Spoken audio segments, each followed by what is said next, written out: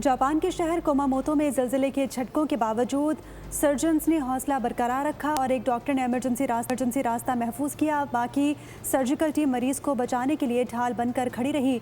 Surgical team के अज़्म, पेशावराना महारत और इंसानी जज्बे को सोशल मीडिया पर खूब सराहा गया।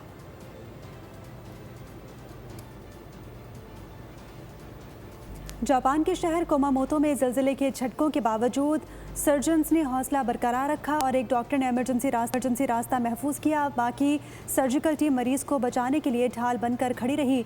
सर्जिकल टीम के अज़्म, पेशावराना महारत और इंसानी जज्बे को सोशल मीडिया पर खूब सराहा गया।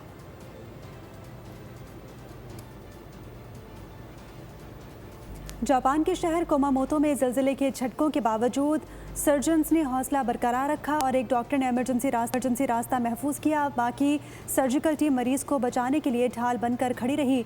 सर्जिकल टीम के अज़्म, पेशावराना महारत और इंसानी जज्बे को सोशल मीडिया पर खूब सराहा गया।